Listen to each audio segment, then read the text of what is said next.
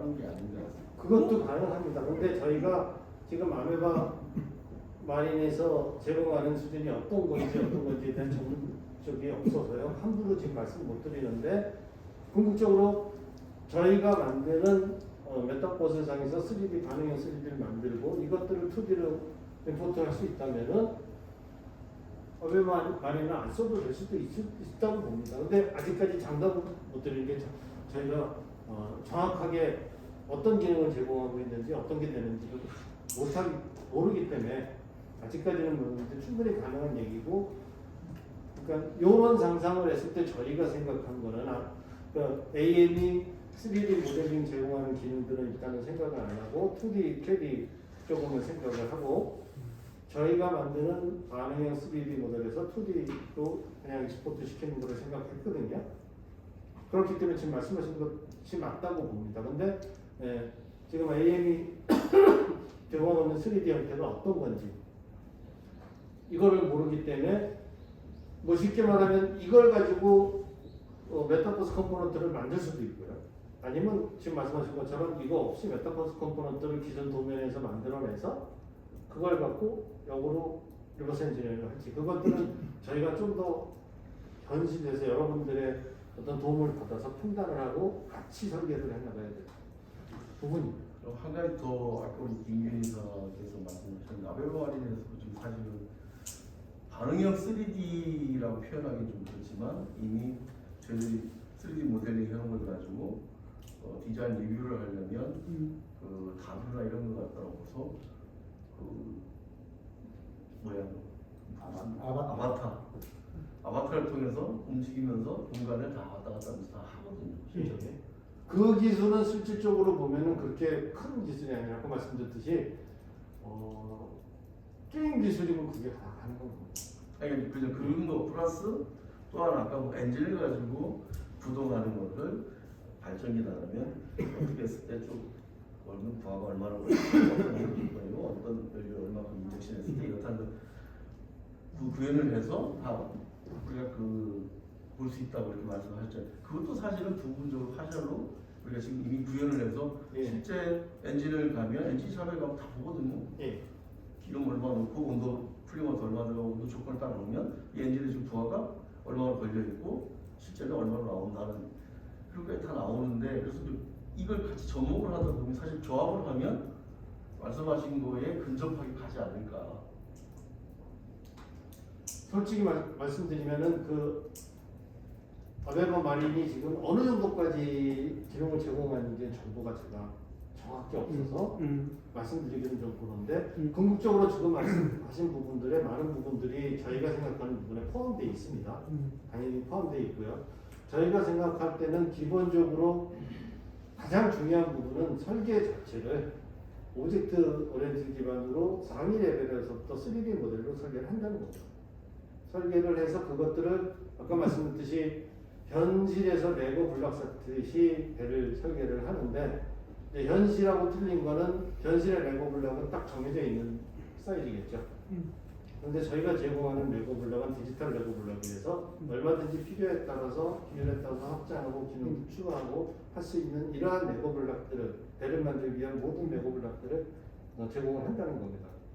그리고 이것들을 오브젝트 형태로 연결을 해서 배라는 오브젝트에서 아까 말씀드렸듯이 나는 크기가 용량이 얼마 된 LNG선이 필요하고 뭐가 돼 이런 요구사항이 들어가면 자체적으로 이미 그 기준에 맞는 설계가 나올 수 있고, 그 다음에 거기서부터 디테일한 것들을 수정 변경해 나갈 수 있는 이런 형태로 설계가 진행되는 것, 이런 것들을 제공해 드리겠다는 건데, 그게 예를 들어서 아베바 마린이 이미 벌써 다 제공하고 있다 그러면 아베바 마린이 먼저 앞서가는 경우가 제가 보기에는 뭐 우리가 예를 들면 이제 글쎄요, 약간 피자빌리티 스터디를 할 수 있는 중간 기간을 좀 준다 그러면은 저희 쪽 엔지니어가 여러분들하고 예를 들면 한 모델 디자인 프로세스를 케이스 스터디를 해가지고 그렇게 한번 관찰을 해보는 거죠. 그래서 우리가 뭐 그런 어떤 그 기간을 두어서 지금 아까 얘기했듯이 지금 부분적으로는 좀 구현되어 있는 기능들인데 당신들이 지금 하고 있다는 어떤 종합 메타버스 기반하고 과연 비교해 봤을 때 새롭게 다시 시작하는 게 맞는지, 여기 뭐 잘 돼 있네요.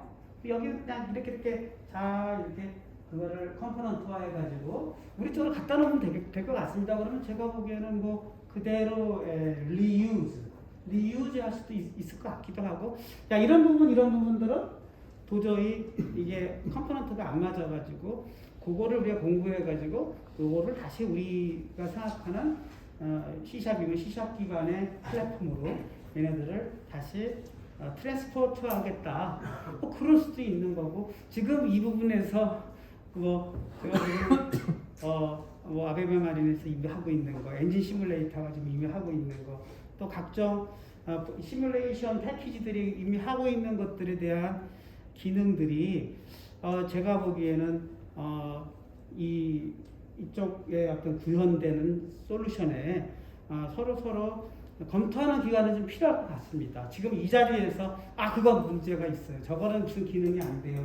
저희가 완벽하게 그 솔루션에 대한 허가실을 다 알아야만 그거에 대해서 아까 말씀드렸듯이 이게 지금 서로 다른 영역인데 이게 접목이 돼서 파악하는 기간이 필요할 것이라고 봅니다. 하지만 이제 여러분이 보시기에 근데 부분적으로는 우리도 지금 다 하고 있는 건데 이것을 종합적으로 하나의 플랫폼으로 해서 제가 보기에는 예를 들면 저도 이거 상상이긴 하지만 나는 예를 들면 배관 디자인 전문가야. 어떤 부분은 엔진 전문가고 어떤 부분은 또 배의 구조만 설계하는 부분이야. 이렇게 여러분들의 설계 영역이 전문가 영역으로 조금 이렇게 분화되어 있다는 가정하에서 이 동시에 접속해서 같이 볼 수 있는 플랫폼이 있다 그러면은 아마도 이것이 협업 공간에서는 의미가 있겠다. 내가 내 전문 영역에서는 이것이 딱 잘 됐는데 이게 바로 실시간으로 다른 쪽에서 디자인하는 쪽에서 이렇게 같이 크로스 체크가 되는 그러한 이 모델로는 괜찮은 것 같다. 글쎄요, 이건 제 상상력입니다. 그러니까 분명히 그럼에도 불구하고 당신들이 들고 온 아이디어가 지금 기존에 하는 것에 괜히 다 돼 있는 건데 일을 또 하나 만들어가지고 우리 일하기에 두 번 일이다. 그래서 예를 들면은 별 필요 없다.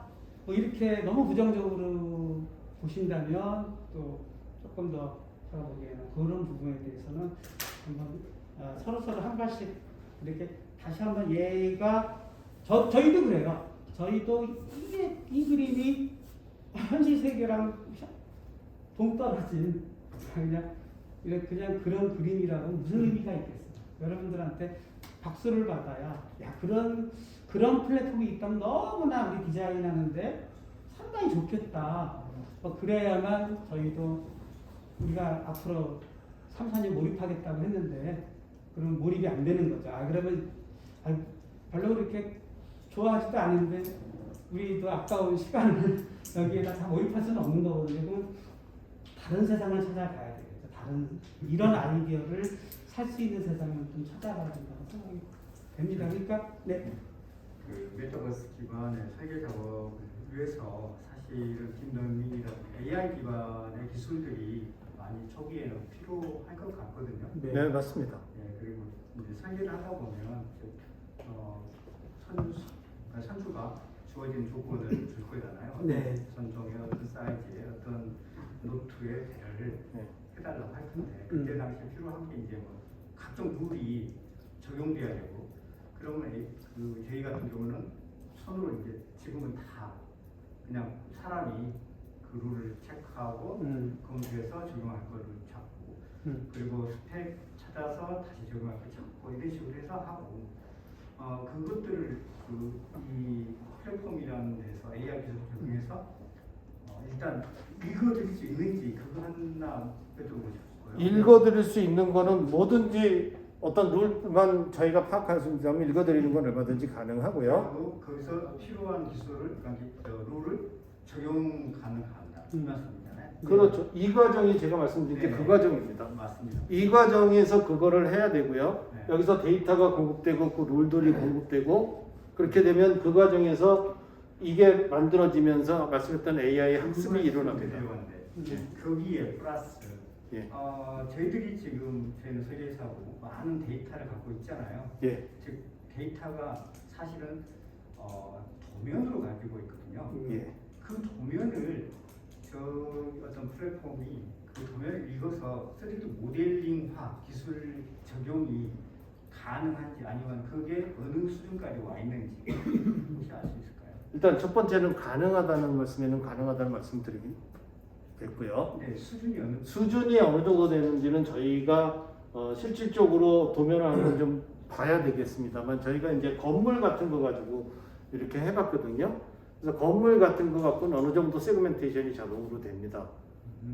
그래서 세그멘테이션 뭐 이런 식으로 이제 세그멘테이션이 된다면 그거 자체는 컴포넌트 바리에이션이 되는 거죠.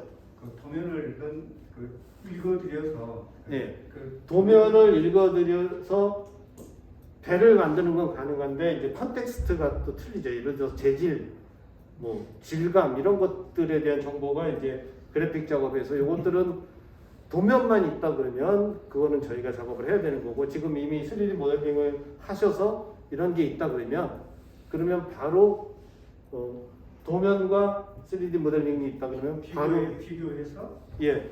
런닝을 하는 건가요? 그러면 AI 요거를 이제 읽어드려서 모델링을 하게 되면서 계속 AI 러닝을 하게 됩니다. 러닝하는 거죠. 예. 비교하면서 예, 러닝을 하게 되고 그 다음에 아까 말씀했던 정보들이 여기 이게 무슨 LNG선이고 몇 톤짜리고 이런 것들이 들어가야 되겠죠. 그렇게 되면은 그런 것들이 쌓여서 러닝이 되면은 나중에 말씀드렸듯이 선수들이 뭐 몇 톤짜리 뭐 이런 조건을 주게 되면 새로운 설계를 창출하는 것도 컨셉출로 가능하다. 그렇죠. 사실은 3년 전에 우리 대표님이 전무 시절에 저한테 제의하셨던 부분이에요. 자기들 쭉 쌓아놓은 설계 데이터들이 있는데 그것들을 좀 학습해가지고 이제 한 절반은 학습용으로 쓰고 절반은 테스트용으로 써가지고 여기서 나온 자동화된 디자인의 결과물하고 안 보여준 디자인하고 비교해보는 그거 한번 해보자고 했었고 그 당시 저희가 그 인바 시스템 끝나면 한번 해보자고 원래 하려고 했다가 넘어간 부분입니다. 근데 그런 부분들 그 AI 하는 사람들은 도전하고 싶은 부분이죠. 근데 아까 얘기했듯이 데이터 자체가 캐드 데이터냐 뭐 텍스트냐 뭐 그런 데이터의 포맷은 중요하지가 않습니다. 그거는 어떻게 해서든 읽을 수 있도록 저희가 데이터화 하는 거는 중요합니다. 왜냐하면 쉽게 갈 수 있느냐 어렵게 가느냐의 문제이기 때문에 문제는 그 데이터의 형태를 예를 들면은 이제 해석할 거냐 그냥 로우 데이터 그 자체를 갈 거냐라는 부분도 있어요. 네, 그렇죠. 예, 그런 얘기하는 인터프리테이션을 해야 되는 부분들이 많고. 그렇죠. 그래서 여러 가지 기술적인 어떤 챌린지가 있는 게 분명합니다만 저희가 생각하는 게 이 과정을 거쳐서 이게 되면은 그 다음에 대설계라는 거는 아까 말씀드렸듯이 선주가 나 이런 거 만들어줘 하는 요구사항이 오면 그 요구사항을 여기다 집어넣게 되면 일단 가장 유사한 형태의 배가 3D로 만들어지는 거고 그 상태에서 이제 세부적인 사항은 변경하고 터치하고 하는 작업들이 들어가줘야 되겠죠. 근데 말씀드렸듯이 AI가 해주는 건 100%를 못 해줍니다. 80%, 90% 정도를 해줍니다. 그러면 나머지 10%, 20%를 전문적으로 터칭을 해줘서 원하는 형태를 만들어주는 작업은 가야 될 거고요. 그게 중요한 게 사실은 저희들 수주 산업이고 굉장히 단기간에 웨이트를 뽑고 그 건조기까지 다 뽑아서 비딩을 가야 되잖아요. 그렇죠. 그 짧은 기간에 하려고 하면은 저런 어떤 기술들이 사실 필요하기 때문에 좀 더 정확도가 그래서 그런 것들, 그러니까 지금 한마디로 여러분들이 하시던 지금까지 해오던 일들을 없앤다 이건 아닙니다. 하셔야 됩니다. 그런데 쉽게 더 빨리 할 수 있게 근데 방금 하는 툴이라고 보시면 방금 우리 이사님이 좀 좋은 아이디어를 내셨어요. 그것도 하나의 또 우리가 챌린지할 만한 타겟이 되겠네요. 그렇죠? 우리가 얼마를 제시할 거냐. 그거 싸움이잖아요. 어떻게 보면 수지 경쟁이 그죠? 근데 거기서 아 이게 딱 눈대적으로 계산한 거랑 AI에 계산한 거랑 또 다를 수도 있는 거고.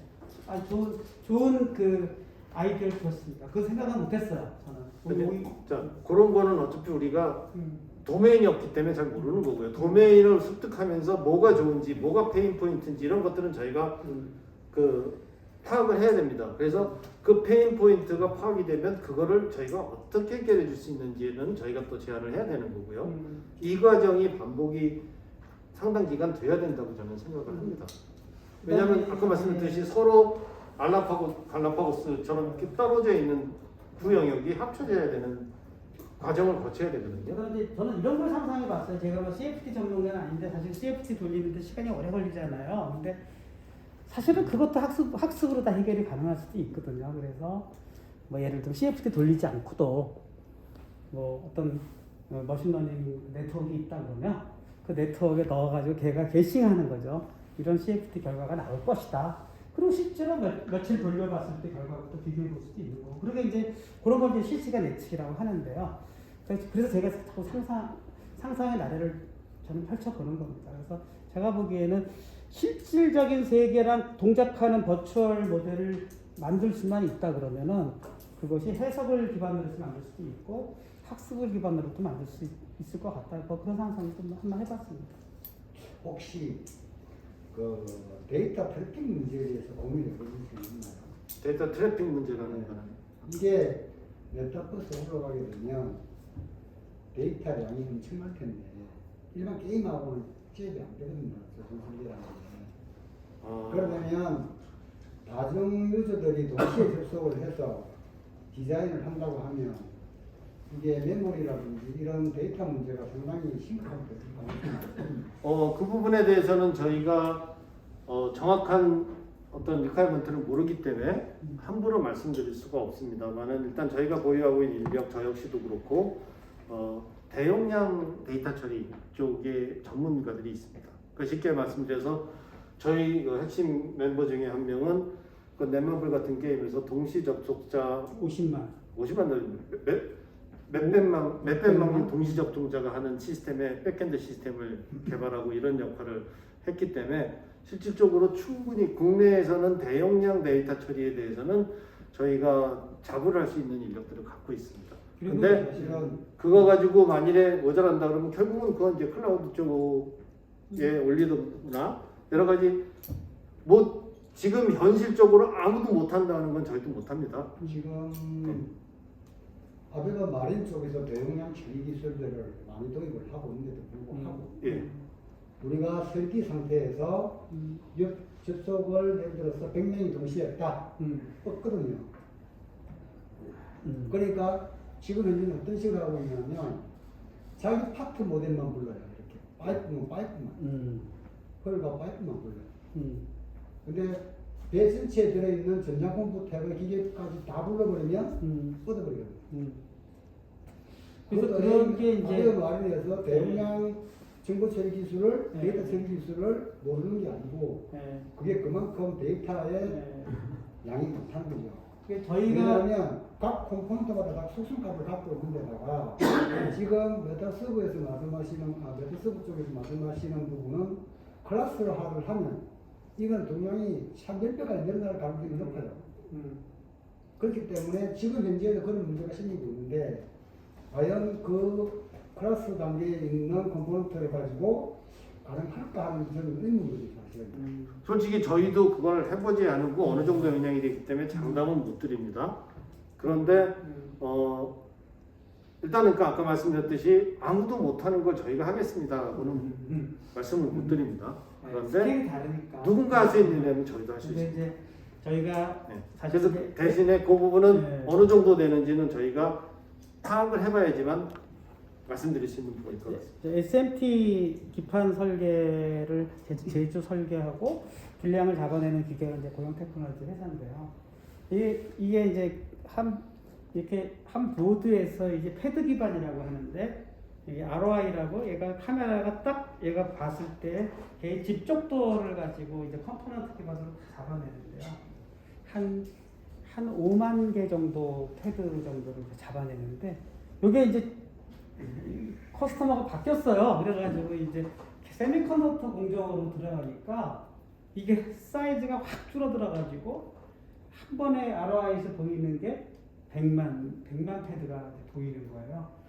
그리고 그것들이 1초에 30번씩 그 촬상을 해가면서 그 모든 데이터들을 그 커스터머가 다 저장을 해달라는 거예요. 자기네가 어떤 분량이 탁 났을 때 추적 데이터를 해주겠다는 거죠. 우리 오 박사님이 지휘하던 그 팀에서 그 DB 관리를 하는데 그 사이즈가 뭐 아까도 얘기했듯이 해봐야 알겠다고 겸손하긴 했지만 아마 사이즈가 어마어마한 사이즈를 저희가 개발했던 개발자들은 다 기절해버렸어요. 물리적으로 네. 불가능한 거를 네. 할 수 있다고 말씀드릴 수는 없고요. 네. 그러니까 데이터 양을 보고 시스템의 환경을 봐야 되고 뻗는다는 얘기가 어떤 의미인지 모르겠는데 이쪽 서버 쪽이 먹는 죽는 건 아니죠. 거죠. 이 네. 클라이언트 쪽이 죽는 거죠. 네. 서버 쪽이 서버 죽는 쪽이 거예요. 먹는 거예요.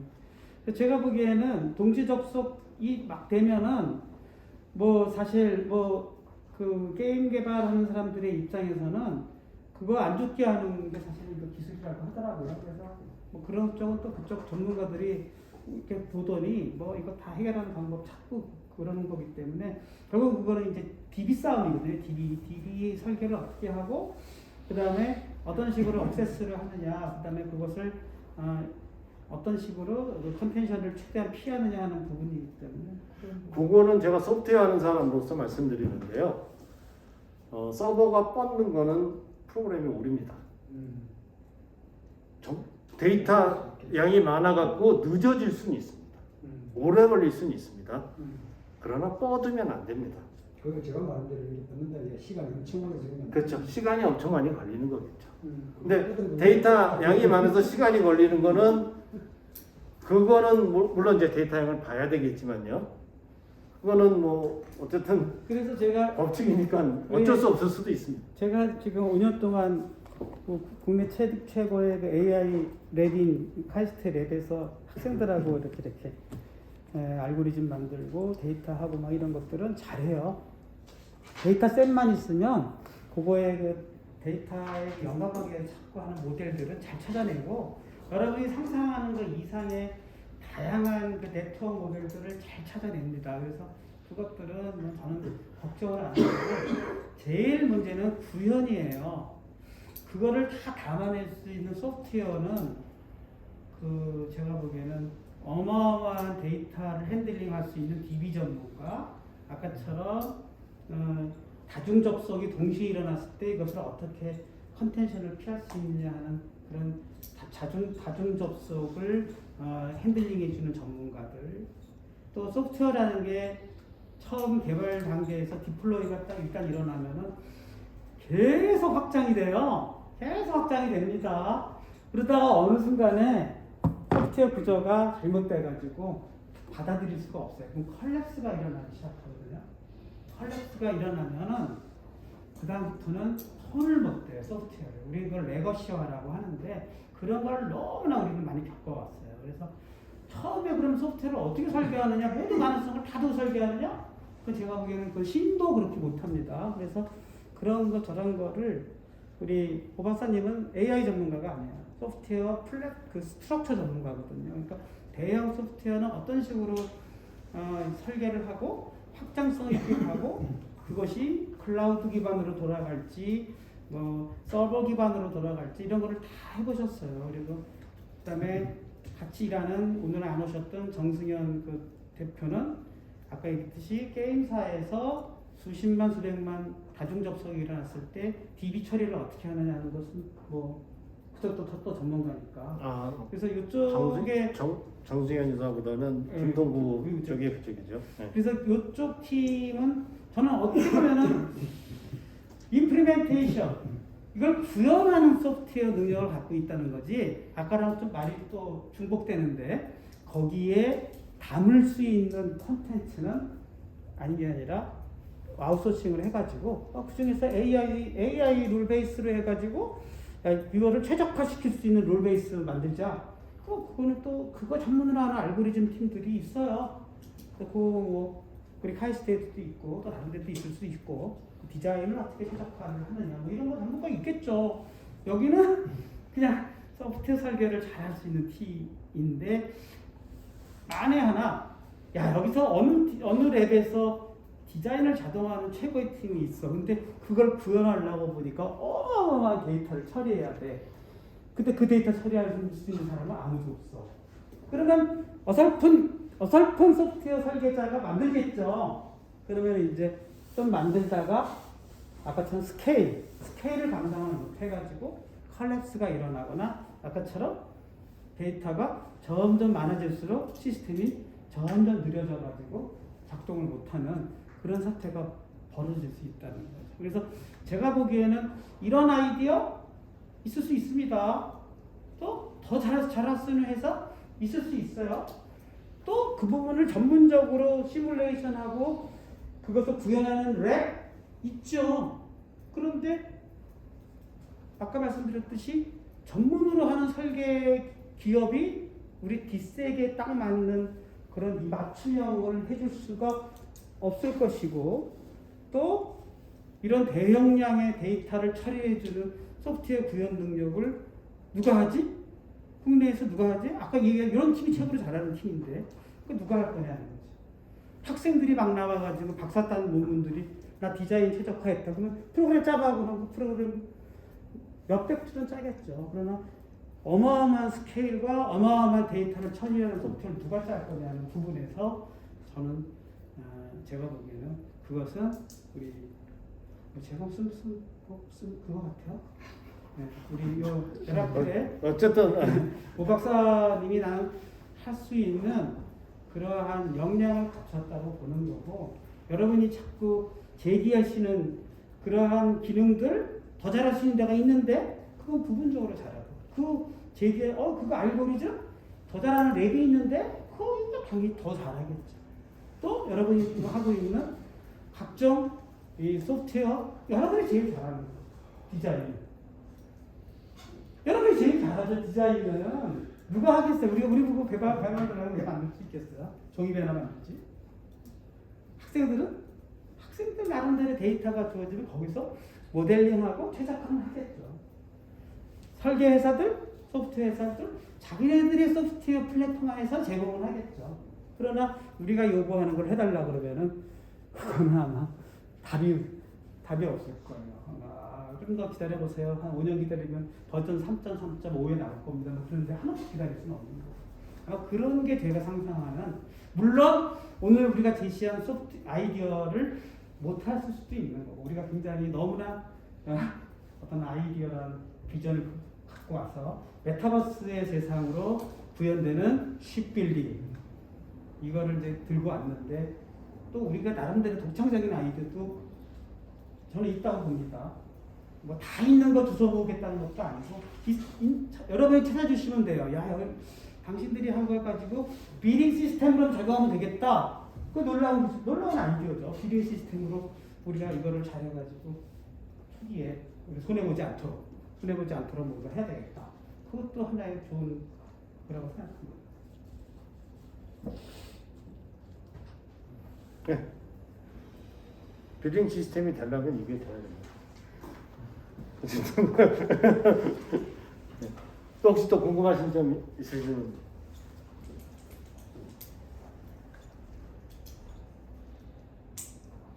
어쨌든 빅데이터를 어떻게 다 저기다 녹여넣느냐가 큰 문제겠죠. 큰 관건이 될 수가 있겠죠. 그러니까 지금 데이터 양을 정확하게 혹시 뭐 용량적으로 말씀해 주신 자료가 있나요?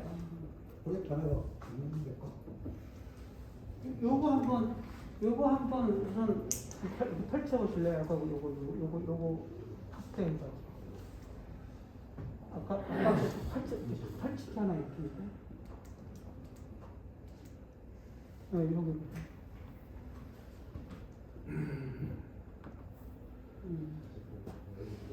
요게 지금 사실은 근데 지금 예.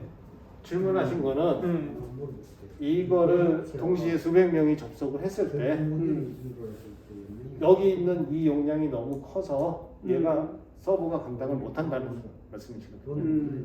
그래서 이게 얼마나 용량이 되는지 이런 것들이 조금 있어야지 뭐 그나마 감을 좀 잡을 수 있을 것 같아요. 사실은 모든 소프트웨어 개발에서 가장 힘든 게 이제 유저 인터페이스 부분이거든요. 어떤 식으로 이 우리가 여기에 설계 인자들을 투입할 거냐, 그리고 어떻게 보여줄 거냐. 사실은 이런 부분도 우리가 가상적으로 지금 만든 겁니다. 뭐 이런 메뉴들을 네? 배한 척에 1테라 정도 나면 배 한 척에 1테라요? 그러면은 여러 배를 동시에 작업, 몇 대 정도가 동시에 작업이 되나요? 배로 가서는 뒤에 생긴 거 포함하면 수십 척이면 덕수가 1테라 정도는 크게 부담이 안 되는 부분인데 수십 척을 동시에 장비한다 그럼 수십 테라, 그러니까 쌓여 있는 데이터는 뭐 수백 테라가 되겠죠?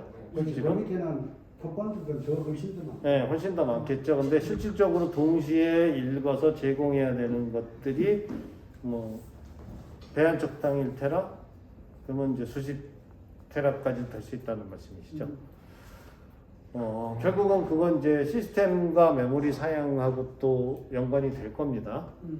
그래서 궁극적으로 그 DB가 최적화되어 있다는 전제하에서는 결국은 메모리와 시스템을 확장시키는 방법밖에 없겠고요. 그렇지 않고 DB가 예를 들어서 DB 쪽이 이제 당연히 DB 설계도 그렇지만은 이제 샤딩이라든지 이런 기술을 이용을 해서 DB를 설계를 하게 되면 결국은 트랜잭션이 몰리는 거는 데이터 DB에서 데이터를 읽어내는 과정에서 이게 시리얼라이제이션이 발생하기 때문이거든요. 근데 이런 시리얼라이제이션을 최소화할 수 있는 샤딩 기법을 써서 DB를 하게 되면 그걸 줄일 수는 있습니다. 근데 그게 지금 아베마 마린에서 그게 돼 있는지 안 됐는지는 제가 모르는 상태고요. 그래서 최적화할 수 있고 최소 아까 말씀드렸듯이 저희가 그러한 쪽에서의 경험이나 기술은 있기 때문에 해결해 드린다고 말씀 못 드렸는데 누군가 할 수 있다면 저희도 할 수 있다고 말씀드렸습니다. 그래서 제가 이제 궁금한 건 예. 메타서버에서 이제 기본적인 컨셉을 제가 생각하고 있는 거는 모든 것은 설계 모델이고 그 모델마다 각 컴포넌트마다 클래스 단계의 속성값을 다 가지고 있다. 예. 이런 판단에서 말씀드린 거거든요. 예, 맞습니다. 그렇게 가져갈 거고 그게 결국은 저희 그렇게 되면 DB에 쌓일 지금 거고. 우리가 지금 캐드 데이터를 해가지고 우리 데이터가 예. 저기 올라와서 그런 클래스 단계 모델링이 된다면 기본적으로 훨씬 더 많은 양의 데이터가 되지 않을까라는 우려가 돼서 예, 충분히 일리 있는 우려라고 말씀드리고 있고 그렇기 때문에 제가 함부로 그 모든 게 문제 없습니다라고 말씀을 못 드립니다. 못 드리는데 그것들은 결국은 이제 저희가 실제로 구현해 봐서 샘플 구현을 해봐서 어느 정도 데이터가 된다 이런 것들이 나오면서 이거를 그러면 동시에 몇 명 정도가 붙어서 몇 척의 배를 갖고 할 수 있겠다는 리미트가 나오겠죠. 근데 그 리미트를 이제 벗어나기 하기 위해서는 예를 들어서 메모리 양을 늘린다든가 CPU 용량을 늘린다든가 이런 것들을 해야 되고 기본적으로 그걸 하기 위해서 최적화된 DB 설계들은 저희가 할 거고 그러나 무제한으로 우리가 다 할 수 있습니다. 이건 불가능합니다. 어차피. 근데 저는 뭐 오 박사님이 더 전문가이긴 하지만 사실은 이제 웹 베이스드 서비스가 날로 확장되고 있거든요. 그래서 뭐 사스의 개념까지 올라가게 되면 웬만한 애플리케이션 소프트웨어도 전부 웹 환경에서 돌아갈 수 있는 그런 서비스가 가능하기 때문에 아마존도 어떻게 서로 설계를 하느냐에 따라서 우리의 애플리케이션 소프트웨어가 뭐 예를 들면 컴퓨팅 환경이 어디로 가느냐 하는 거는 뭐 글쎄요. 그것도 그게 서버 레벨에서 돌아가는 게 더 효과적인지 웹베이스 환경에서 돌아가는 게 더 효과적인지 따져봐야 될 것 같습니다. 그거 아까 시작할 때 클라우드 쪽 검토한다고 말씀하셨는데 이제 그런 것들이 클라우드로 가면서 해결들이 좀 많이 되고 있습니다. 그쪽에서 무한한 어떤 무한하기 전에 대단한 용량과 CPU 용량 이런 것들을 제공하기 때문에 문제는 비용이겠죠. 문제는 비용이겠죠. 당연히 이게 클라우드 쪽으로 간다는 얘기는 이거 얼마나 쓰느냐에 따라서 비용이 쫙쫙 올라가기 때문에 그건 한번 따져봐야 됩니다. 그래서 온프리미스로 갔을 때와 클라우드로 갔을 때 근데 많아지면 상상 이상으로 데이터가 비용이 많아지는 걸 알고 있습니다. 그래서 그거는 비용적인 측면에서 한번 검토는 비교 검토는 해보셔야 될 거라고 보고 있고요. 아니면 우리 그 메타크리 나중에 잘 되면 뭐 서버 환경을 뭐 아. 그 구축을 해서 좀 그건 나중에 말씀드려도 될 것 같아요. 너무 어마어마한 메타 서버하고 하도 비슷하더라고요. 네, 질문 하나 드릴게요. 예. 뒷색이 지금 현재 하고 있는 비즈니스 모델과 예. 메타버스 기반의 삼각설을 자동화하는 거하고 제가 듣다 보니까 좀 갭이 굉장히 큰 것 같은데. 비즈니스 모델은 틀립니다. 그러니까 뭐냐면요. 예. 아까 그 상상하는 결과물이라는 키워드를 가지고 설명을 주셨잖아요. 그러는 와중에 이 메타버스 기반의 선박 설계에 대한 결과물이 실제로 여기 탑재되는 엔진에 대한 디자인 파라메터, 운영 조건 이런 것까지 다 들어가게 되면 실제로 이게 설계가 다 끝나게 되면 엔진이 기동되고 있는 모습, 또 프로펠러가 물 속에서 작동되고 있는 모습 이런 것까지 다 보여줄 수 있다는 얘기잖아요. 그렇게 목표를 하고 그렇게 있죠. 목표를 두고 가는 거잖아요. 예. 근데 저희는 그런 게 필요가 없는 회사예요. 왜냐하면 저희는 단순하게 모델링을 정확하게 해서 실제 리얼 월드에서 배를 건조하게 하기 위해 필요된 맞습니다. 만들어 주는 것들인데, 그러니까 지금 그러니까 저희가 지금 당장 애를 먹고 있고 필요하다고 생각되는 부분은 지금 박사님들이 생각하는 것 대비해서 이 스코프라는 게 제가 봤을 때는 뭐 저희 10분의 1도 안 될 것 같은 생각이 자꾸 들어서 그러는 거예요. 실제로 요 파트에 초점이 맞춰져 있다고 보시면 되겠고요. 그렇죠. 예. 지금 여기는 보면은 여기 요거가 안 나와 있나요? 이게 그 프로덕트 라이프 사이클 매니지먼트로 해서 배 전체적인 라이프 사이클에 메타버스가 적용될 수 있는 네. 그림을 설명드리는 거고요. 네. 초점은 여기에 맞춰져 있습니다. 그렇죠. 예. 아니 뭐 저는 반대로 생각합니다. 예를 들면은 여기에 별로 우리 할 일이 없다. 예. 그러면 이제 대우조선을 상대로 해서 네. 뭔가 여기서 도메인이 넘어가면은 이제 메타버스 기반으로 건조를 하시라. 또 이렇게 얘기할 거고 대우조선에서도 필요 없다. 그러면 또 이번에는 이렇게 정비소. 네. 자 우리가 예측, 뭐 예를 들면 보전, 또 운영 이런 거 다 여기서 메타버스 환경에서 해드리겠다.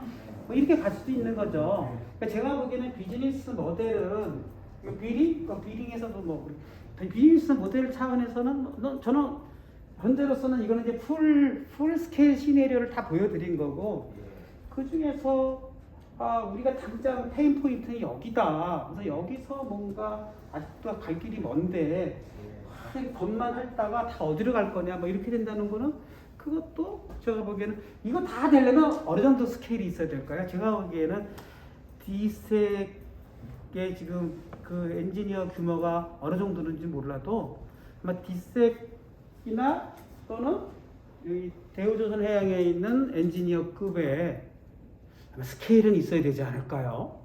그 정도가 있어야 이게 쫙 돌아가는 풀 스케일 시나리오가 구현되지 않을까요? 소프트웨어 구현 측면에서만 좀 말씀드리면은 아까 말씀드렸는데 이 부분이 80%입니다. 이게 되면은 이거는 되는 겁니다. 조금씩만 손을 보면 됩니다. 이게 전부 다고 이게 80% 정도라고 보시면 되겠고요. 이게 되면 나머지는 따라가면 되겠고. 그렇지도 않은 게 하나만 더 할게요. 이쪽에 가면은 사실은 센서가 필요해요. 그렇죠. 그래가지고 실은 건축 쪽에서 이야기를 냈더니 건축 쪽에서 너무 좋아하는 거예요. 아까 보셨잖아요. 이렇게 약간 오그멘티드 리얼리티를 해가지고 막 만들어가는 과정에 안경을 쓰고 막 디자인하고 겹쳐지는 그런 장면들은 이미 건축이나 이런 것을 하고 있는 건 아닌지 몰라도 굉장히 거기서 꿈꾸는 그런 방향이거든요. 약간 AR 기반의 제작 이런 건축이거든요. 그렇죠. 네. 자, 그래서 말씀드리면 그래서 80%라고 말씀드렸는데 당연히 더 추가할 일이 있죠. 근데 메인은 이게 된다는 전제하에서 가능한 거고요. 그다음 비즈니스 모델 지금 D색만 보면 이게 이제 라고 볼 수 있는데 예를 들어서 D색이 사업 분야를 조금 확장하고 싶다. 그러면 이걸 가지고 이 수주할 수 있는 어떤 수주할 때 비딩할 때 필요한 모델링을 건조해주는 사업, 여기서 하는 것들, 이런 것들은 확장도 가능하다고 봅니다. 확장도 가능하고 아니면 여기서 머물고 이거는 뭐 조선소라든지 선주한테 별도로 갈 수도 있는 부분이고요. 그래서 비즈니스 모델 측면은 여러 가지로 적용이 가능하고 이거는 이제 솔루션 측면에서만 지금 말씀드렸던 거고 이 솔루션들이 하나가 되기 위해서는 핵심 부분은 이 부분이 돼줘야 된다 하고 말씀드릴 수가 있습니다.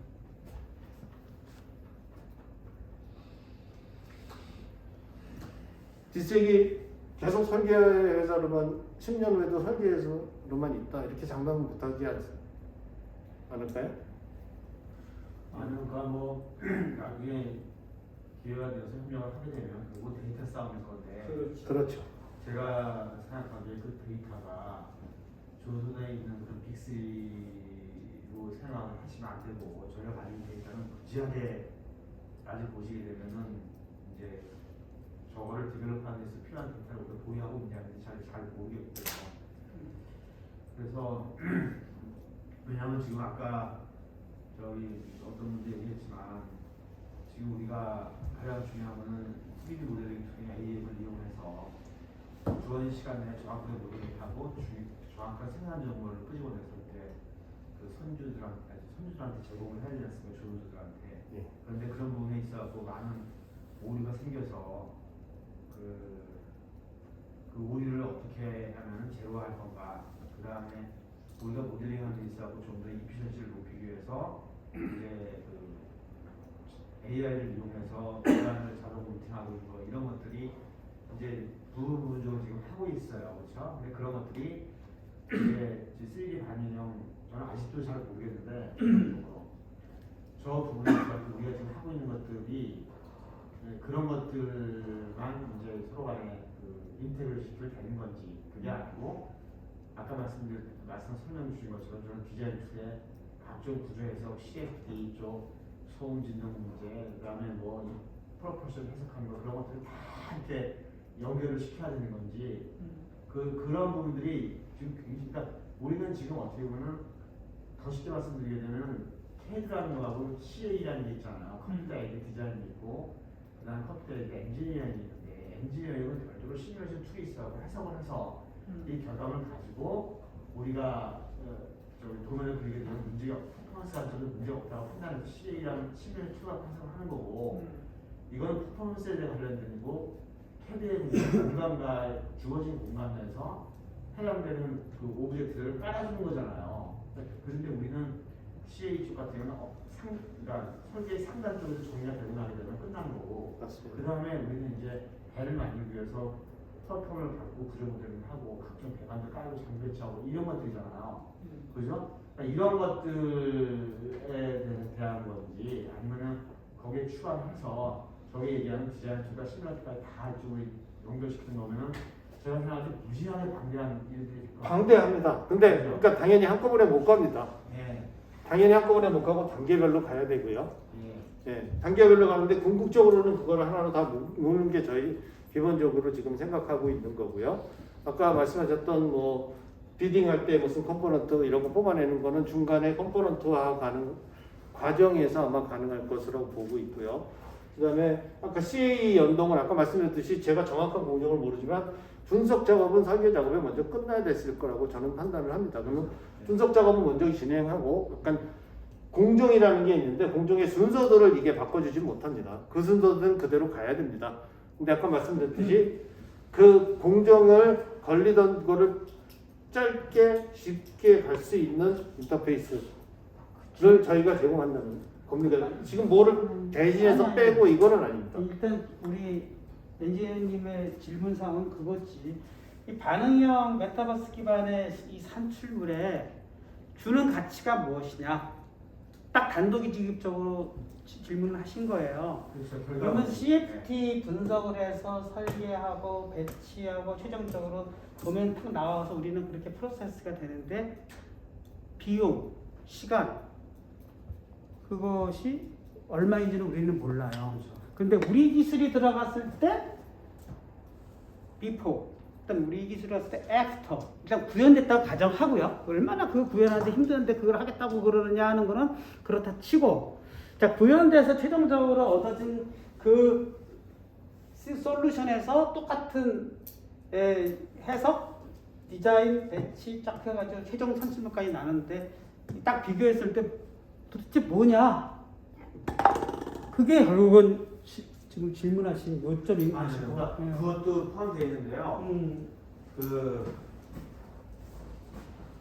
어차피 많이 협력을 하게 되면 이제 설계 쪽에서 많은 지원을 돼야 되는 문제가 있는데, 아까 말씀하신 것처럼 리얼 월드가 이렇게 있죠. 리얼 월드라는 표현을 하지 않습니까?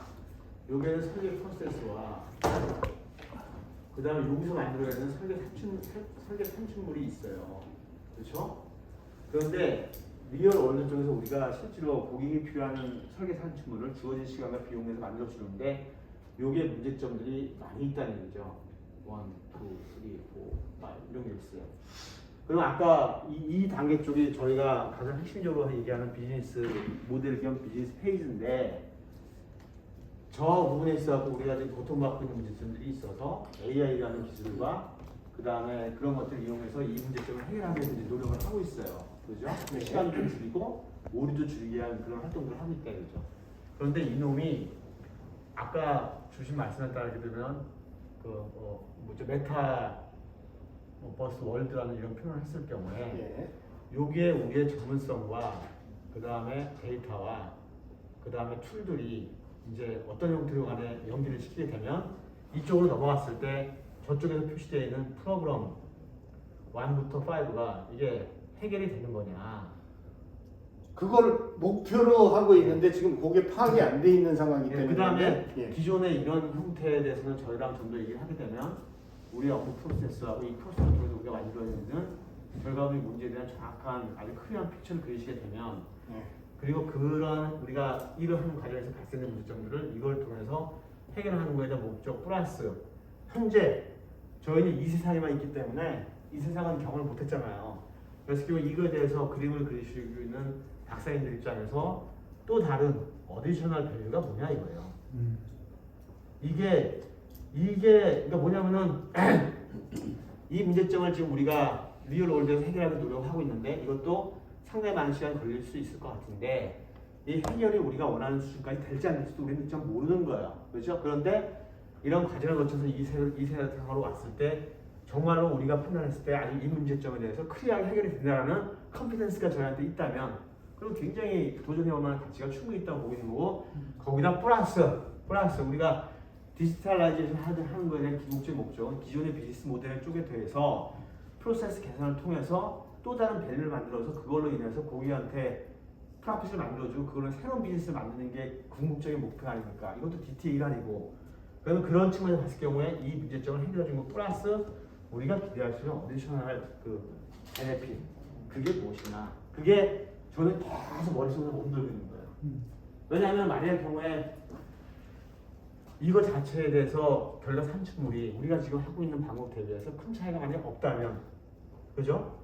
근데 만약의 경우에 우리가 예를 들어서 뭐 탱크를 만들고 자동차를 만들 때 보게 되면 그 물건을 만들 때 있어갖고 잘못 만들어버리게 되면 무지하게 많은 비용 손실이 발생되기 때문에 과거 전통적인 방법으로 모컵을 만들고 하였습니까? 근데 이쪽으로 오게 되면 그건 굉장히 에러를 줄일 수 있고 비용도 줄이고 시간도 줄일 수 있는 절대적인 효과가 있는데 저희는 수주 산업이기 때문에 프로젝트 바이오 다 틀리는 부분이기 때문에 이거를 프로젝트를 그 양산화 개념으로 접근할 수는 없다는 얘기거든요. 그렇죠? 그런 측면에서 봤을 때 이 부분에 있어갖고 이 부분이 그러니까 문제 해결에 대한 결과물이 우리가 기대할 수 있는 결과물이 이것보다 더 명확하다면 그런 확신이 있다면 그건 제가 봤을 때 굉장히 좋을 것 같고요. 플러스 이걸 통해서 정말로 이렇게 많은 시간을 들여서 모든 사람들이 협력을 하고 시간과 비용을 들이는 것 같지 않습니까? 그거에 대해서 우리가 기대하는 게 이것만이라고 한다면 그러기에는 너무 좀 적은 것 같고 그거 이외에 우리가 기대할 수 있는 게 뭔가 있다면 그러면은 제가 봤을 때 그림이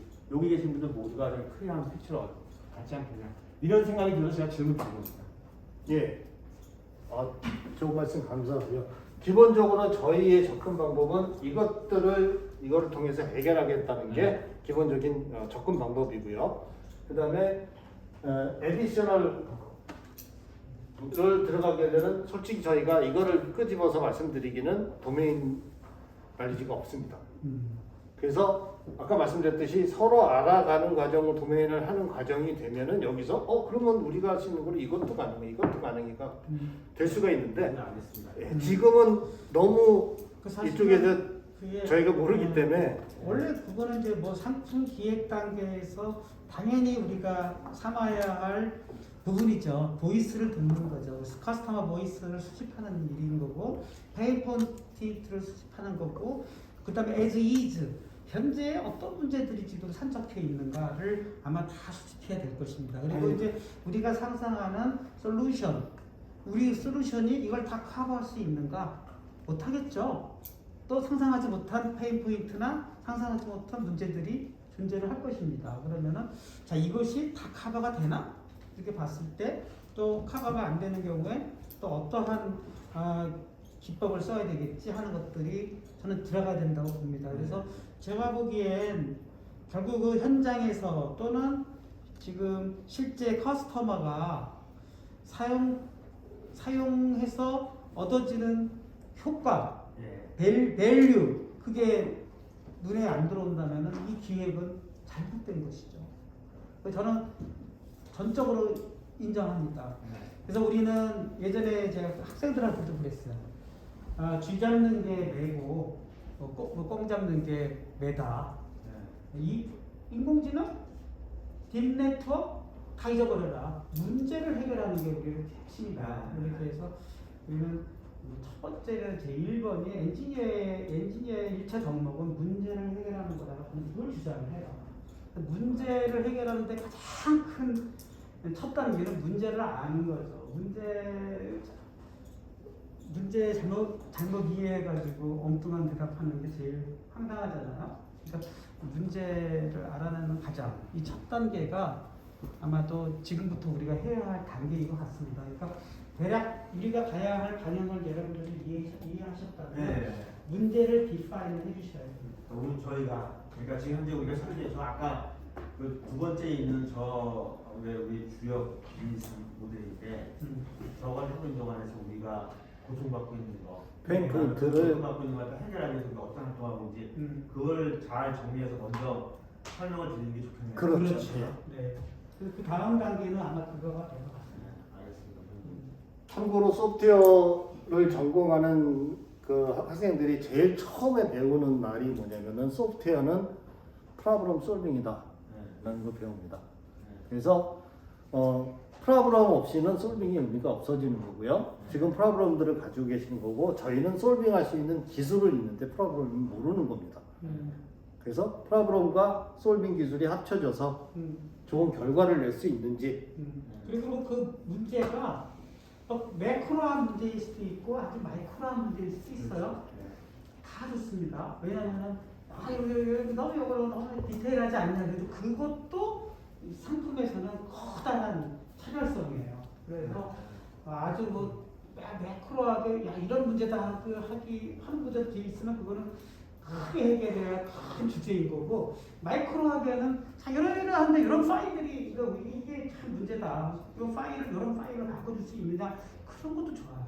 그리고 그런 거 자랑으로 다 모았을 때 우리가 현실성 있는 결과물을 내는 것이지 그냥 막 이렇게 그냥 자기랑 직접 피부에 와닿지 않는 저 공허한 뭐 이런 솔루션 내는 거는 그거는 뭐 연구한 사람들 그럼 이게 이제 플랫폼화가 되게 되면 이 안에 우리가 저 설계 쪽의 주력 비즈니스 모델을 이행하는 데 있어서 그 많은 이해 관계자들이 있잖아요. 그 이해 관계자들을 다 끌어낼 수 있는 거죠. 예를 들면 이제 우리 쪽에 가장 중요한 업체 정보들 같은 경우도 해당되는 업체가 다 링크가 되게 되면 이 안에서 그 설계하는 모든 분야 정보들이 다 흘러갈 수 있고 그렇다는 얘기죠. 그거는 요구사항을 주시면 이렇게 됩니다 하면 그렇게 저희가 만드는 겁니다. 그리고 저희는 이제 의료 로봇을 또 개발해놨어요. 뇌수술 로봇을 했는데 이제 의사 선생님들을 딱 만났더니 너무나 기존에 있던 고객들하고 너무 틀린 거예요. 의사마다 달라요. 그렇죠. 의사마다 달라. 어떤 사람은 자기가 수술 이렇게 하는데 이런 게 필요하다고 그러고 그렇게 해서 만들었더니 자기는 그렇게 수술 안 하는데 의사마다 달라요. 그래서 저희가 이 보이스가 인컨시스턴트한 거예요. 자, 그런 것도 저희가 극복한 경험이 있습니다. 그래서 여러분이 생각하는 이런 문제가 디자이너 관점에서 문제일 수도 있고 제조 단계에서 문제일 수도 있고 또 실제 선주 단계에서의 문제일 수도 있어요. 근데 그것이 다 지속도도 좋습니다. 그거는 나중에 다 이 문제들을 정리해 보면은 그것이 어느 쪽에 뷰 포인트에서 문제인지가 다 드러나더라고요. 그래서 그거를 뭐 여러분이 경험해 본 여러 가지 여러분들도 여러분이 받은 고통이 아니라 여러분들의 커스터머가 준 고통이 있을 거 아니에요. 이런 소리를 이렇게 해달라고 하면 그거를 또 저희한테 또 이렇게 전달해 주셔도 됩니다. 직접 고통이 아니라 내가 이렇게 해서 줬더니 저쪽에서 저렇게 불만을 표시하더라. 자, 이 문제 나는 해결 못하는데 당신들은 어떻게 해결할까요? 그런 것도 가능한 거죠. 그러니까 제일 중요한 거는 뭐 지금 이제 프로젝트가 될지 또는 뭐 어떤 관계에서의 컬래버레이션이 이제 시작될지는 모르겠지만은 제일 중요한 거는 아마도 그 다음 우리가 지금 where to go 어디로 갈 것이냐를 빨리 정하는 게 제일 중요한 거기 때문에 그런 부분에 대해서 계속적으로 컨센서스를 이루고 그것을 이제 어떻게 구현할 것이냐는 문제는 다음 단계입니다. 그거는 다음 단계일 거고요.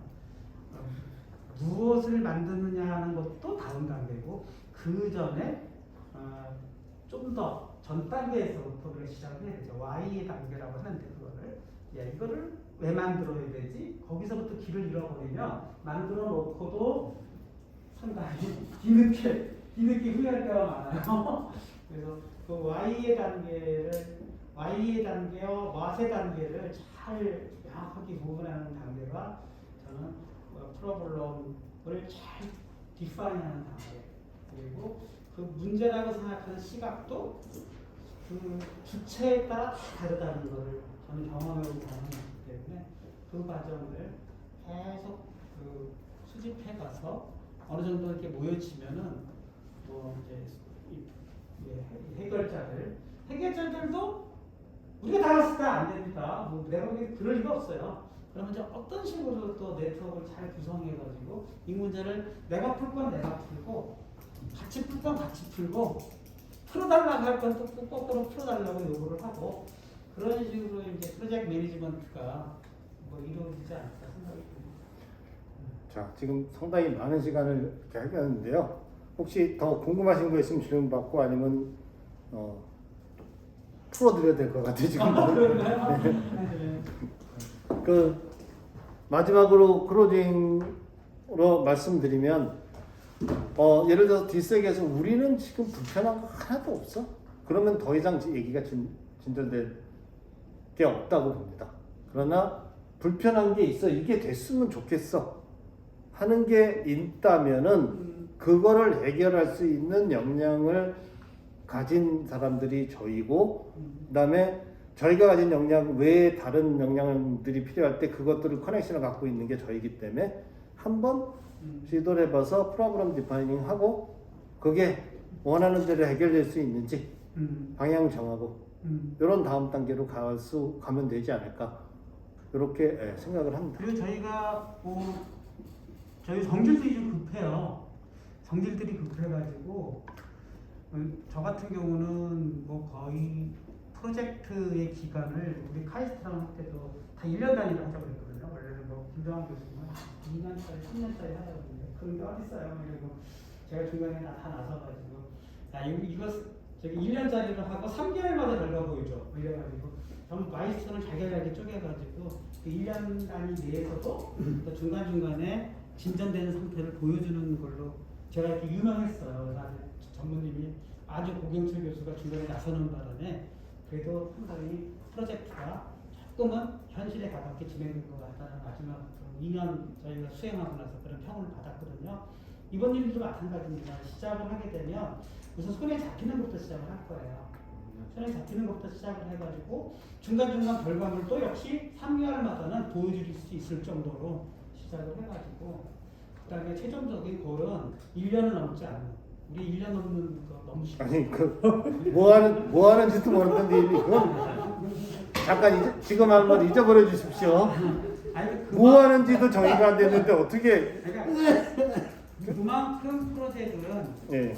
저는 우선 처음에 이제 기획은 굉장히 큰 비전을 갖고 기획을 했지만 첫 단계를 할 때는 눈에 보이게끔 일을 시작을 작게 시작하면 돼요. 작게 시작을 해가지고 중간중간에 서로 상호 신뢰를 얻는 과정을 겪으면서 일이 비례속도로 진행이 되는 거지.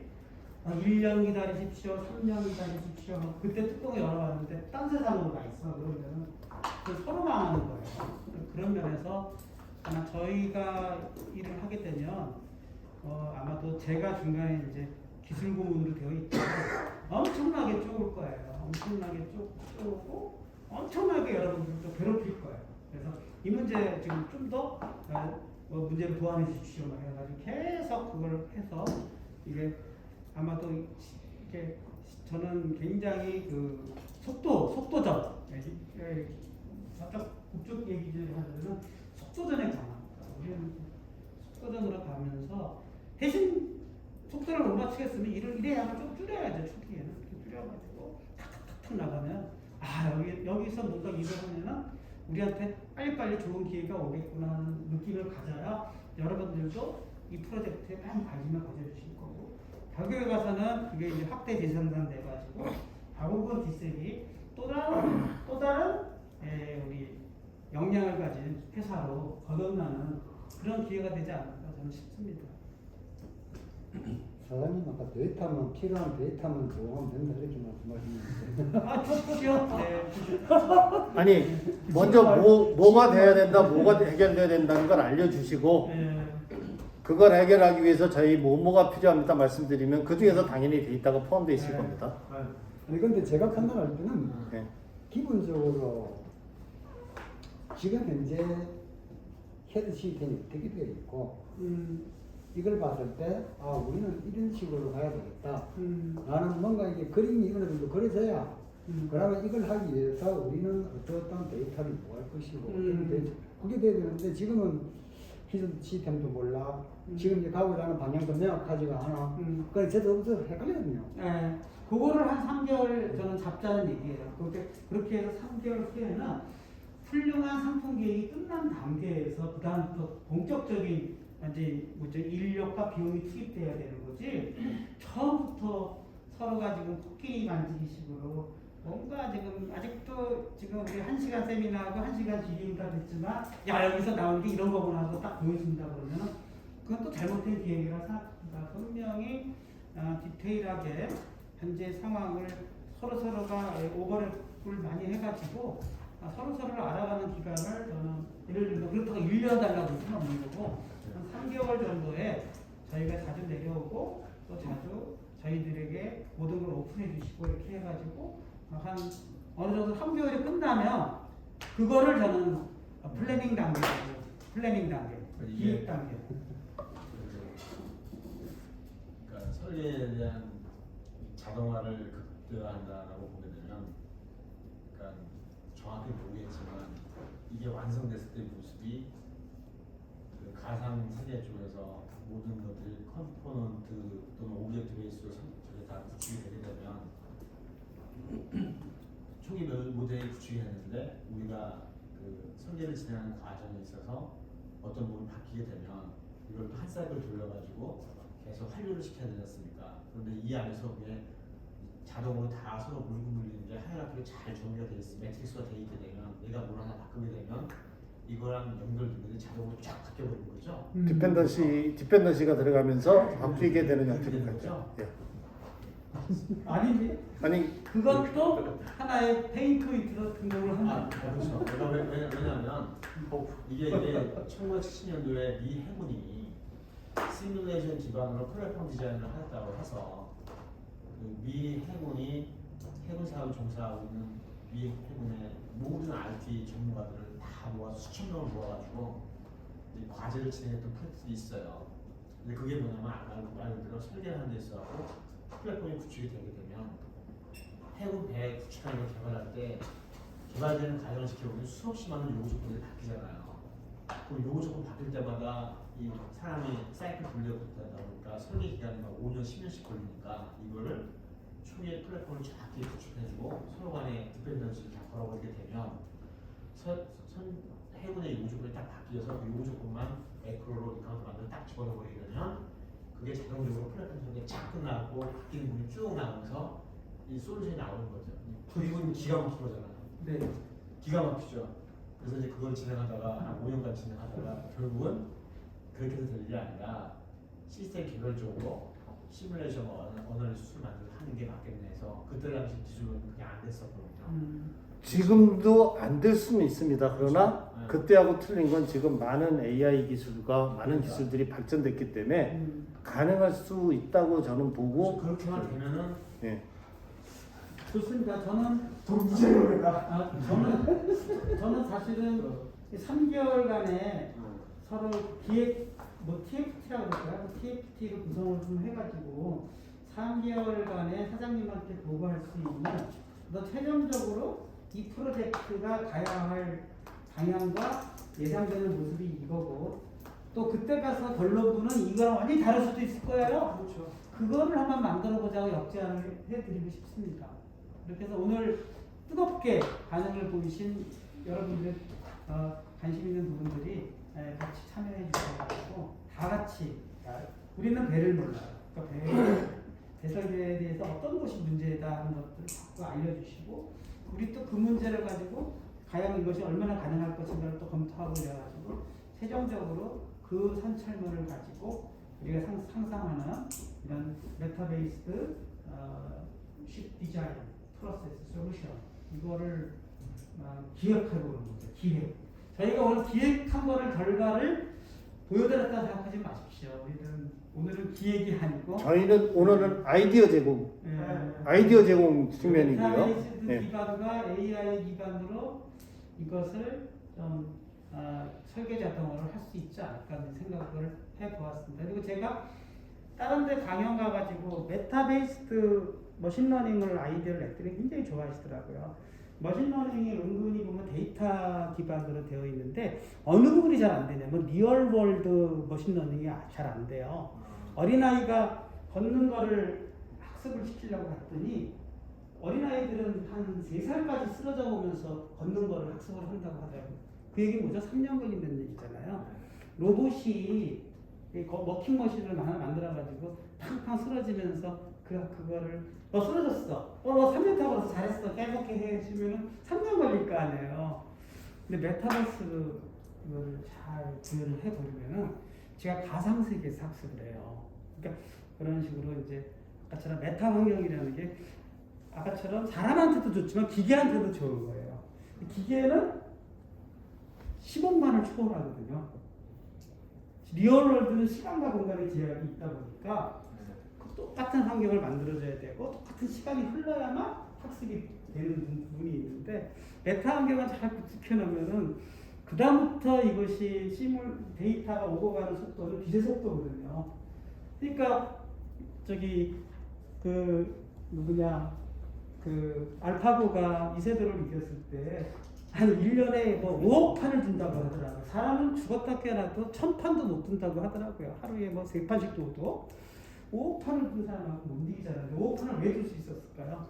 어마어마한 데이터와 어마어마한 시간, 빛의 속도로 계산되는 시간 가지고 학습을 할 거거든요. 그런 측면에서 우리가 지금 상상하는 이 메타 환경의 결과물은 아까처럼 나중에는 빛의 속도로 돌아갈 수 있는 환경이 구축되지 않을까 이런 게 싶어요. 근데 이제 문제는 그거의 실물이 과연 뭐냐? 제가 보기에는 여러분이 그동안 20년간 쌓아온 데이터가 잘 축적된 메타 환경이 아닐까. 그렇게 된다 그러면은 이제부터 아까 말씀드렸듯이 우리의 모든 경우의 수들이 다 그 안에 녹여져 있는데 그것이 어떻게 기계가 이해할 수 있는 그 데이터가 잘 정리될 것인가 하는 부분들의 싸움이 지금 인공지능 학원들의 싸움이에요. 데이터를 어떻게 잘 정리해야 이것이 잘 정립된 거지 하는 거기 때문에 제가 보기에는 그거는 이제 트랜지션이 한번 일어납니다. 그러니까 여러분들이 쌓아놓은 데이터는 음성 데이터, 그래픽 데이터, CAD 데이터 다 괜찮아요. 그거를 얘가 이해할 수 있는 데이터로 나중에 바꾸거든요. 그것을 우리는 네트워크 모델이라고 합니다. 모델에 들어가는 수많은 하이퍼 파라미터에 그게 다 엉켜서 녹아져 있어요. 그러면 이제 그 다음부터는 우리는 하이퍼 파라미터로 구성된 네트워크 모델상에서만 디자인을 하거든요. 그렇게 되면 근데 그 네트워크 모델이 여러분이 쌓아놓은 수많은 그 데이터들이 녹여져 있는 그 거대한 어떤 정말 아메바 같은 거대한 그 모델일 거란 말이죠. 그걸 한번 잘 구축해 놓으면 제가 보기에는 메타 환경에서 오히려 학습되는 그 다음부터는 그 학습 속도는 어마어마하게 빠를 것이라는 그런 걸 해봤습니다. 그만 이 정도 마치고요. 메타버스 미지의 세계입니다. 미지의 세계고 같이 한번 가능성을 타진해 보시는 좋은 기회가 될 수 있었으면 좋겠습니다. 예, 감사합니다.